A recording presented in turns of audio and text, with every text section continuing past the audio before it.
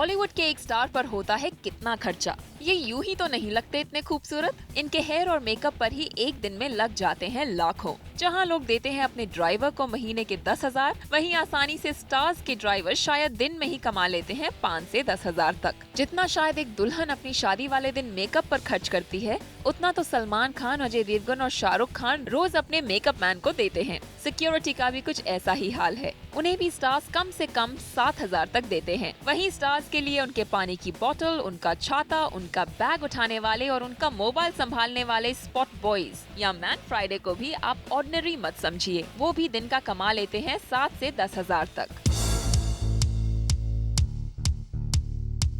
शाहरुख खान, सलमान खान, कटरीना कैफ, प्रियंका चोपड़ा जैसे कई स्टार्स जहां भी जाते हैं वहां अपने hair and makeup artist, driver, security, man Friday से भरी एक टीम को साथ ही लेकर जाते हैं और उनकी सर्विसेज के लिए उन्हें पर डे के हिसाब से पे करते हैं। अगर शाहरुख खान की टीम की कीमत देखें तो driver, hair and makeup, man Friday और सिक्योरिटी के पर डे चार्जेस जोड़कर करीब 70,000 होती है। शाहरुख के ड्राइवर की पर डे प्राइस है 5,000। हेयर एंड मेकअप आर्टिस्ट का चार्ज 40 to 50,000, मैन फ्राइडे का 7 to 10,000 और सिक्योरिटी की फीस 5 to 7,000 है। सलमान खान की टीम की एवरेज फीस 60,000 है, which includes 5,000 for the driver, 30 to 40,000 for hair and makeup, 7 to 10,000 for Man Friday, and 2 to 5,000 for his security person.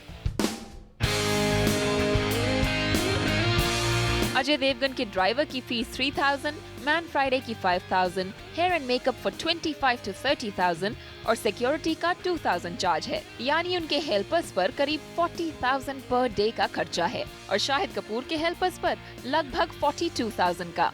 B town की heroines भी अपने ट्रस्टेड ग्रुप के साथ ही काम करना प्रेफर करती हैं, जिनकी प्राइस हीरोइंस की प्राइस को और भी बढ़ा देती है। कटरीना कैफ की टीम के लिए करीब 45,000 खर्च करने पड़ते हैं। Priyanka Chopra's team cost around 50,000। Kangana की टीम ऑफ हेल्पर्स का एवरेज कॉस्ट है लगभग 40,000। स्टार्स अपने लिए एक कोर टीम तो बना लेते हैं, जिनके लिए ये उन्हें अच्छे पैसे भी देते हैं। पर क्या खुद स्टार्स को चुकाना पड़ता है अपने फेवरेट स्टाफ के सर्विसेज का दाम, या फिर इसका बिल बनता है किसी और के नाम?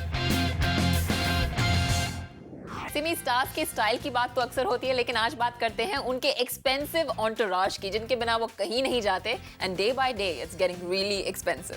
वेल सुप्रीत, यस, इंटरेस्टिंग तो है। हमारे व्यूअर्स जो ये स्टोरी सुन रहे हैं, जिन्होंने ऑलरेडी देखी है ये स्टोरी, तो वो काफ़ी हैरान हो रहे होंगे कि जो हमारे टॉप के स्टार्स हैं उनका दिन का खर्चा एक मेकअप आर्टिस्ट, हेयर स्टाइलिस्ट को लेकर, उनके सिक्योरिटी गार्ड, उनके ड्राइवर एंड जो स्पॉट बॉय हैं उनको लेकर ऑलमोस्ट 1 लाख रुपया दिन का हो जाता है।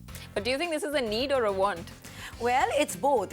They need it and they want it, and also कहीं पर to an extent ये उनका एक social status भी बन जाता है। तो अगर आप ये देखते हैं तो ये भी है कि हाँ, एक छोटा स्टार है तो उसका मेकअप आर्टिस्ट का खर्चा थोड़ा कम है, उसके पास सिक्योरिटी कम है, उसके ड्राइवर का खर्चा थोड़ा कम है। तो जैसे जैसे ये उनका स्टार स्टेटस बढ़ता जाता है, उनके ये खर्चे भी बढ़ते जाते हैं। और अगर आप देखो तो जिनका स्टार स्टेटस कम है उनके पास सिक्योरिटी नहीं है, जिनका स्टार स्टेटस ज़्यादा है उनके पास सिक्योरिटी ज़्यादा है, उनके ड्राइवर का भी खर्चा ज़्यादा है। तो I think it's also a need and then it's also that they want, because अगर ये सब चीज़ें हैं, it's the strings that are attached to them, that means they are also stars. I think one would assume कि ये उनका personal expense है, but is that true?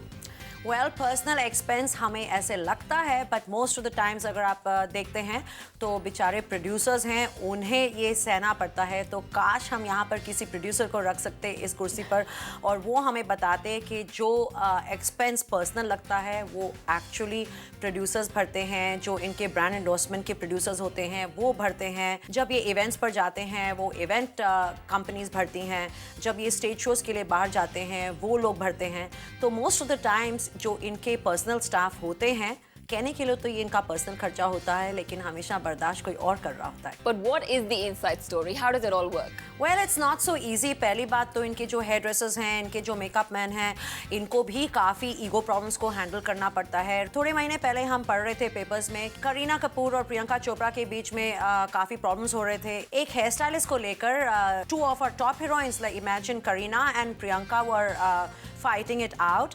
Why? Because they were insecure. Both wanted this hairdresser hairdresser and they were fighting over him. And the hairdresser had a very hard time choosing which one to go with.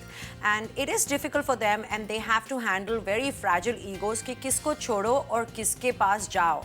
And यहाँ पे भी बड़े unwritten rules होते हैं कि जैसे एक hair stylist या एक मेकअप आर्टिस्ट किसी एक बड़े स्टार के पास अटैच्ड है, अगर वो स्टार छुट्टी पर है और they don't need that particular hair stylist when they are not working, तो वो मेकअप आर्टिस्ट या हेयर स्टाइलिस्ट किसी और के पास अगर काम करने जाए, so they have to make sure कि वो स्टार इस पर्टिकुलर जो रेगुलर स्टार के पास काम कर रहे हैं उससे छोटे दर्जे का ही स्टार हो, उससे बड़े स्टार के पास वो काम करने जाए तो दिक्कत हो सकती है. पर इसकी डेफिनेटली कोई अपसाइड भी होगी, कोई फायदे भी होंगे. Of course फायदे होते हैं. Sometimes our stars can be very generous. उनको कभी-कभी वो लोग घर लेके दे देते हैं. They give them big loans.